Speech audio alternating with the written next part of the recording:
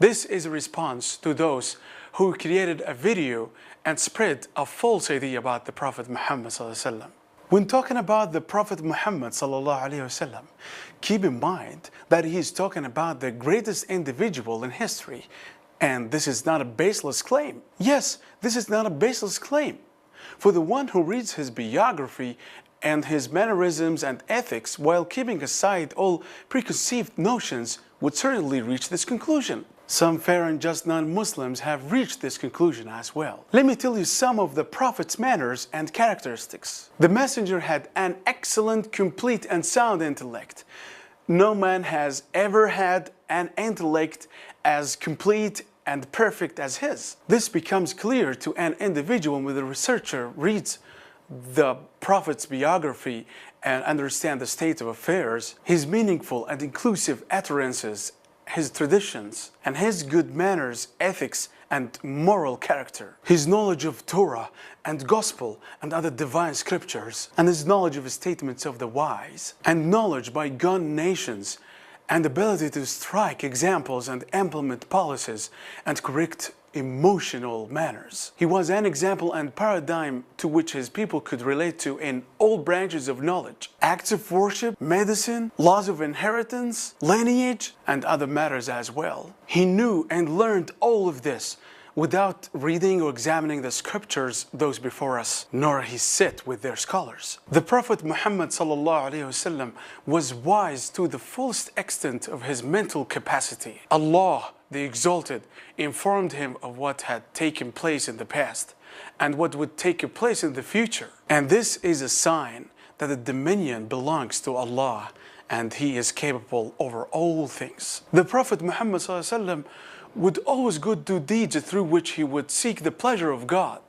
He was abused and harmed when he invited people to Islam. Yet he was patient and endured all of this and hoped for the reward of God. The Prophet Muhammad was honest and sincere in all his matters. The Prophet Muhammad was a living example for all humans to follow. Aisha, his wife, was asked about the manners of the Prophet.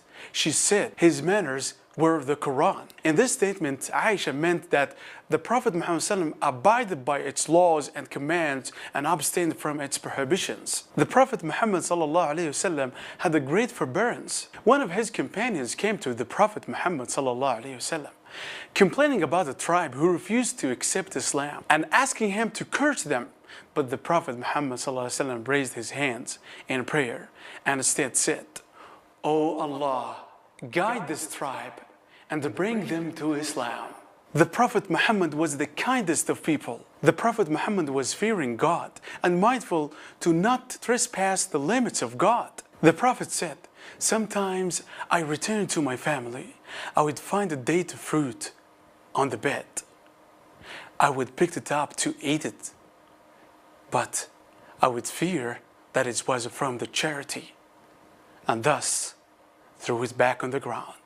He helped and assisted his family members with their chores, but when the call of the prayer was heard, he would stop everything and leave to attend the prayers. One of the companions of the Prophet Muhammad said, "I have never seen a man who smiled as much as the Messenger of God. He was so honest and humble. He visited the sick, whether Muslim or non-Muslims. The Prophet Muhammad at his house was like any man. He washed his clothes, milked his sheep, and served himself." The wives of the Prophet Muhammad, why did he marry 11 women? After the death of his first wife Khadija, the Prophet Muhammad married 11 women. All were divorces, except Aisha. 6 of his wives were from the tribe of Quraysh, and 5 were from different Arabian tribes. The Prophet Muhammad married 11 women for a number of reasons. Number 1, legislative purpose. The Prophet Muhammad married Zainab bint Jahsh. Arabs in the era of ignorance would prohibit a man from marrying the wife of his adopted son. They believed that the adopted son is like a man's actual son in all aspects. The Prophet Muhammad married Zainab although she was previously the wife of his adopted son, so that the Prophet Muhammad ﷺ married Zainab to abolish this belief. Number 2, political reasons and for the spread of Islam. Number 3, social reasons. The Prophet Muhammad ﷺ married some of his companions' wives who had died in battle or while on a mission to preach Islam. He married them even though they were older than him. He did so to honor them and their husbands. And keep in mind, all wives of Prophet Muhammad ﷺ were not virgin, nor were they young or beautiful. So how can anyone claim that the Prophet Muhammad ﷺ was lustful? He just followed the practice of previous prophets, just like Moses, who no one objected to the plural marriage. And finally, what did they say about Muhammad? Muhammad himself, after all that can be said about him, was not a sensual man. We shall err widely if we consider this man as a common voluptuary, intent mildly on base enjoyments, nay on enjoyments of any kind.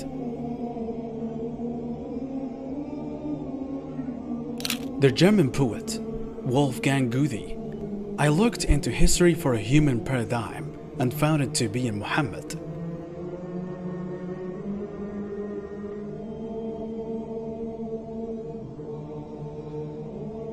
Professor Keith Moore said in his book, The Developing Human, it's clear to me that these statements must have come to Muhammad from God or Allah, because most of this knowledge was not discovered until many centuries later.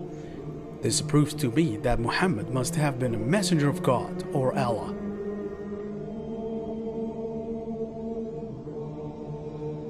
My last word for Muslims: don't think that if you change your logos or mottos or your phrases, that would bring victory.